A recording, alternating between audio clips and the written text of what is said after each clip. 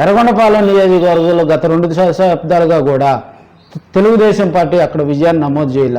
YCP అభ్యర్థులు మారినప్పటికీ కూడా ఒకసారి డేవిడ్ రాజు పోటీ చేయడం జరిగింది. స్టేట్ బైఫర్కేషన్ జరిగిన తర్వాత కూడా డేవిడ్ రాజు పోటీ చేయడం జరిగింది 2014లో. మళ్ళీ 2019 ఎన్నికల్లో అక్కడ ఆదిమూలపు సురేష్ పోటీ చేసి విజయగీతను ఎగరవేయడం జరిగింది. ఈ పరిస్థితులన్నీ గమనించినట్లయితే 2024 ఎన్నికల్లో కూడా అక్కడ తాటిపర్తి చంద్రశేఖర్కు గూడూరు ఎలక్షన్ బాబుకు అక్కడ సీటు కేటాయించడం జరిగింది. ఆది నుంచి కూడా ఎర్రగొండపాలెం నియోజకవర్గం వైసీపీకి కంచుకోట.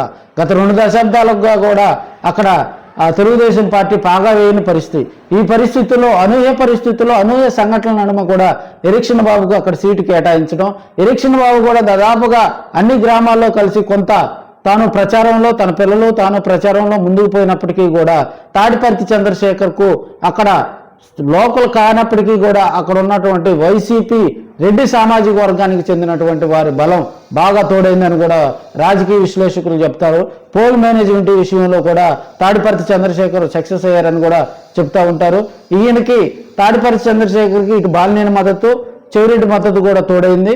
ఎందుకంటే చెవిరెడ్డి ప్రత్యేకంగా పశ్చిమ ప్రాంతం మీద దృష్టి పెట్టి అక్కడ ఎర్రగొండపాలెం నియోజకవర్గంలో రెడ్డి సామాజిక వర్గం వారితోటి కూడా ఆత్మీయ సమావేశాలు ఏర్పాటు చేసుకొని అక్కడ ముస్లిం బీసీ వర్గాలతో కూడా వారు ఆత్మీయ సమావేశాలు ఏర్పాటు చేసుకొని వారి ఒక స్ట్రాటజీతో కూడా గ్రామాల్లో, పట్టణాల్లో, మండలాల్లో కూడా వారు ప్రచార కార్యక్రమంలో ముందుకు పోయిన సందర్భాలు అయితే ఉన్నాయి.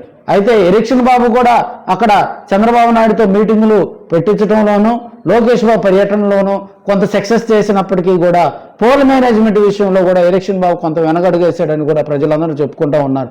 వీరిరువురులో ఎవరికి గెలుపు అవకాశాలు ఉన్నాయని కూడా ముక్త కంఠంతో చెప్పే పరిస్థితి అయితే ఈ రోజు నెలకొని ఉంది. తాడిపర్తి చంద్రశేఖర్ పోల్ మేనేజ్మెంట్ విషయంలో ఎంత సక్సెస్ అయ్యాడని కూడా మనం తెలుసుకోవచ్చు.